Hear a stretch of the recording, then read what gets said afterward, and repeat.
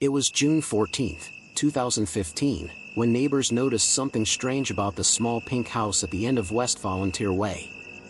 The front door was locked. The blinds were drawn.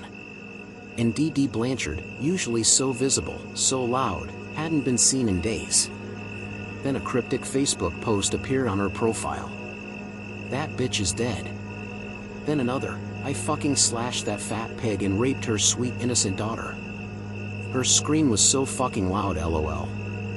People thought it was a joke, until someone stepped inside the house. Dee Dee's body lay face down in bed, stabbed, decomposing, the smell thick in the summer heat. But it wasn't the murder that shocked the world.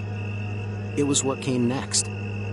Her daughter, Gypsy Rose, the girl in the wheelchair with the feeding tube and the childlike voice, was gone. And when police found her days later, walking, talking, and perfectly healthy, everything unraveled. To the world, Claudine Dee Dee Blanchard had been a devoted single mother to Gypsy, her chronically ill daughter, a miracle child.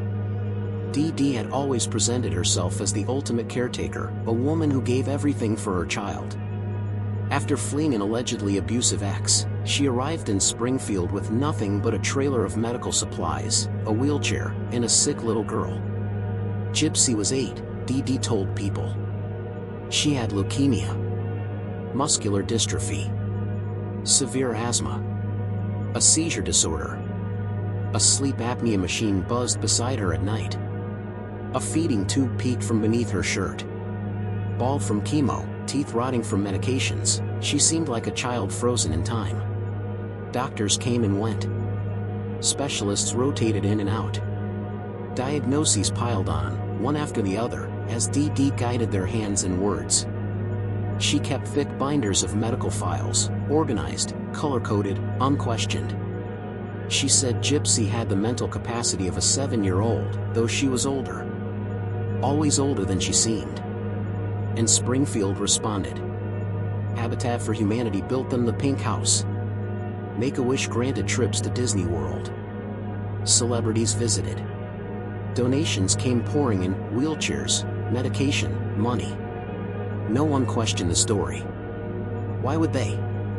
Dee Dee was tireless. Endlessly affectionate. Always doting. She pushed Gypsy's wheelchair with a mother's pride and told the world how hard her little girl fought to live.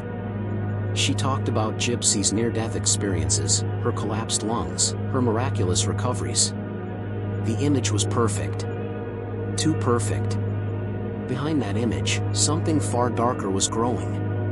The truth, when it began to come out, was stranger than fiction. Surveillance footage showed Gypsy walking. Not hobbling or struggling, walking, freely, without assistance. She wasn't a child. She was 23 years old. And she wasn't missing. She was in Wisconsin. With a man she met online. Gypsy Rose had orchestrated the murder of her mother. Police arrested Gypsy and her boyfriend, Nicholas Gojan, in Big Bend, Wisconsin, 2 days after the discovery of Dee Dee's body. They were holed up in his family's home, hiding in plain sight. When questioned, Gypsy didn't seem shocked. She didn't cry. She didn't run. In fact, she smiled. For the first time in her life, she felt free. Years earlier, doctors had begun to notice something strange. Some of Gypsy's test results didn't match her mother's claims. One pediatric neurologist, Dr. Bernardo Flasterstein, had written in a report that there was no evidence of muscular dystrophy, no signs of the seizures Dee Dee described.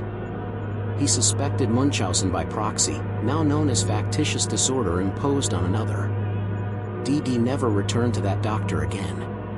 She kept control by isolating Gypsy, homeschooling her, managing every interaction, limiting her ability to speak alone with physicians. Dee Dee shaved her daughter's head herself. Administered medications she didn't need. Fed her through a tube even when she could eat on her own. Gypsy later said she didn't even know her real age until much later in life. Her mother kept her in a fog of pills, fear, and manipulation. Whenever Gypsy resisted, Dee Dee would threaten her, beat her, withhold food, break her things. Once, when Gypsy tried to escape, Dee Dee smashed her computer and chained her to the bed. So Gypsy smiled when she was arrested, not because of what she'd done, but because she was no longer living under her mother's control. The pink walls were behind her. The feeding tube, the wheelchair, the lies, they were gone. The monster was dead. But was she? In the weeks that followed, the story became national news. A fairy tale gone grotesque. The perfect mother murdered in her sleep. The sick daughter who had been lying all along. But it wasn't that simple. Gypsy had been living in a constructed reality, molded by a woman whose sickness was hidden behind acts of love. And Nicholas Gojan, the man she recruited to kill her mother, was no ordinary boyfriend. He had a history of mental illness. He believed he had multiple personalities, one of them, a violent alter ego named Victor. In their messages, Gypsy called herself Ruby, a childlike alter with her own voice and syntax. Together, they created a fantasy world, equal parts romantic and horrifying. In their minds, they were lovers in danger, star-crossed and hunted. There was a time when Gypsy believed her mother could read her thoughts. She had no reason to doubt it. Dee Dee controlled everything, what she wore, what she ate, when she slept, how she smiled in front of others. The walls of the pink house didn't just hold memories, they held secrets. Secrets wrapped in medical jargon and suffocating love. But there was no love without fear. Every morning, Gypsy was reminded of her role. Dee Dee would dress her, push her into the wheelchair, fix her oxygen line, and rehearse the day's story. "You're 10 today," she would whisper, even though Gypsy was almost 15. Then came the pills, anticonvulsants, anti-nausea meds, muscle relaxers, morphine patches. Some were real. Most weren't needed. Outside, people called her a hero. Inside, she was a hostage. It was a prison without bars. One built from lies and reinforced by sympathy. Dee Dee crafted their world with meticulous care, every medical record forged or exaggerated, every doctor carefully manipulated. Gypsy wasn't just a daughter, she was the centerpiece of Dee Dee's identity. Without her illness, there was no purpose. Without Gypsy, there was no Dee Dee. So she kept her small. Dependent. Voiceless. By the time Gypsy turned 18, her birth certificate still said she was 14. Dee Dee had learned early that keeping her daughter in a state of childhood made it easier to control her, and easier to maintain the illusion. No one questioned why a teenager had the voice of a child or why her mother spoke for her in every conversation. Gypsy had grown up thinking that illness was her only currency. That affection came with compliance. That love meant suffering. But there was something in her Dee Dee couldn't touch: curiosity. Late at night, while her mother slept, Gypsy would sneak to the family laptop. She discovered fan forums, fantasy communities, Disney pages. Then she stumbled into chat rooms. It was there, in the glow of the screen, that she met Nicholas Gojan. Nick wasn't like anyone she'd ever known. He was awkward, reclusive. But he paid attention. He called her beautiful. Told her she didn't need to be sick to matter. He believed her stories, the real ones, about the beatings, the lies, the way her mother would scream if she stepped out of line. Over time, their messages grew darker. They created alter egos, personas that lived in a fantasy world filled with danger and forbidden love. He told her he had a dark side. She said she did too.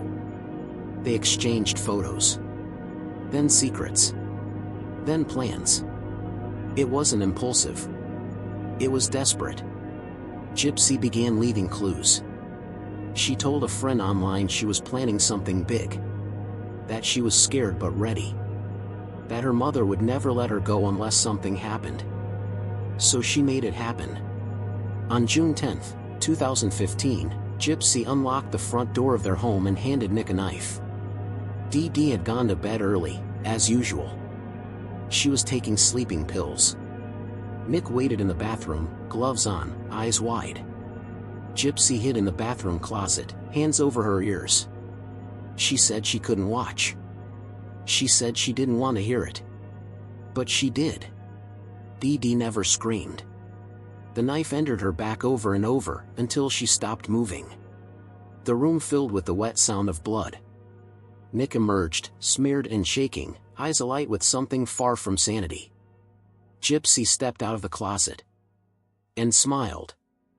They fled that night, catching a Greyhound bus to Wisconsin. Gypsy wore a wig. Nick carried the murder weapon in a bag. They thought they'd be safe, that no one would care. But the body lay rotting in the pink house. And the Facebook posts had gone up, proof of murder, brazen and chilling. They were caught within 48 hours. The image of Gypsy walking stunned the public. It unraveled everything. Reporters descended. Neighbors cried. The narrative shattered like porcelain. Dee Dee wasn't a saint. She was something far more disturbing. And Gypsy, no longer the wide-eyed child in the wheelchair, was suddenly very real. Frail but fierce. Hurt but human. In interviews, Gypsy was soft-spoken. Measured. Almost too calm. When asked if she was glad her mother was dead, she said, "I'm glad I'm out. But I'm not glad she's dead. I loved her. And I hated her." That duality haunted every step of the legal proceedings. Could a victim also be a perpetrator? Could years of abuse justify an act of murder? Her lawyers argued that Gypsy had suffered severe psychological torture. That she had no real agency. That her worldview had been shaped entirely by deceit, fear, and fabricated illness. Nick's trial would be different. He had wielded the knife. He had fantasized about killing. He had enjoyed it. In 2018, Nicholas Gojan was sentenced to life in prison without parole. Prosecutors painted him as a willing accomplice, an unstable but conscious killer. His mental health issues were real, but they did not absolve him. Gypsy's sentence was lighter. In 2016, she accepted a plea deal, 10 years for second-degree murder. She would later say prison gave her more freedom than she'd ever known.